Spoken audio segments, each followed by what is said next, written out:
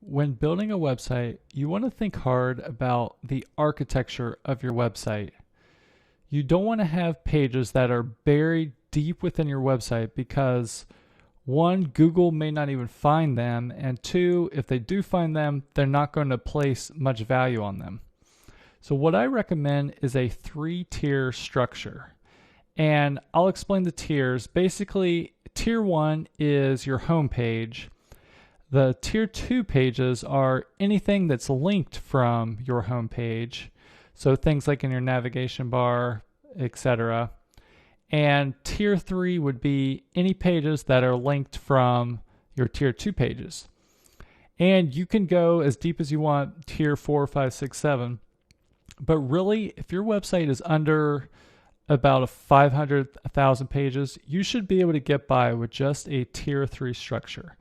It's not until you get into the 10,000 page range where you may need to introduce a tier 4 section, maybe a tier 5, most likely not. Most likely you can stick to within 4 tiers.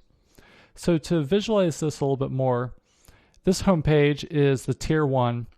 Any link to other pages is considered a tier 2 in our example. So if I click a page there, any pages that are linked from here, so these links right here, these would be considered tier 3 pages, assuming they're not already in the navigation bar. So if the only way to get to a page is 2 clicks from the home page, then it's a tier 3 page. So in this example, when you're mapping out your website, it's a good idea to break it down into tiers like this. So a photography business would be a tier 1. That's what the website's about. So the tier 2s, you're mapping out what navigation sections you want on the website and those broader general categories. And then tier 3s would be all of the sub pages. So in this example, the advertising and promotion section, what pages and sections do you want to talk about in each one of those sections? So you can have a pretty large amount of tier 2s, anywhere from 5 to 50, for example. So this could look a lot more detailed than this. You can have lots of tier 2s that are linked to from your home page, and then even more linked from your tier 3 pages. So this can be broadened. If you have a very broad category website, you can easily break this out without much effort on filling out your site architecture. Now, if your website is already built out and you're not sure if you've done this structure correctly, there's actually a tool you can use.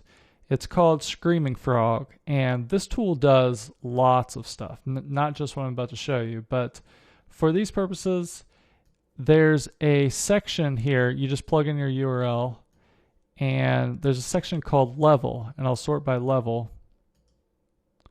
So level is basically what we were talking about before. So level 1 is a tier 1 page, and then all of these are tier 2 pages. So basically all of these pages right here, let's scroll over. All these pages right here, and there's 50 of them as you can see, are linked from the home page. And we can go down the list and see tier 3 pages. All of these are linked from our tier 2 pages. But as you can see on this website, they have tier 4 pages. And okay, so it just breaks down to tier 4 pages. I thought it was actually worse than that, but that's okay. They have tier 4 pages, but as you can see, the site is only 200 pages. So if I were working on this website, I would see if I could link to these pages a little bit sooner on the website. Because again, Google and other search engines, they're crawling your website, clicking links to try to find pages. And they're only going to go so far into your website to find pages because there are a lot of websites out there and they only have X amount of brain power in their robots to find pages. So they will stop once they get further and further down your website. They'll decide that's enough and they'll move on to another site.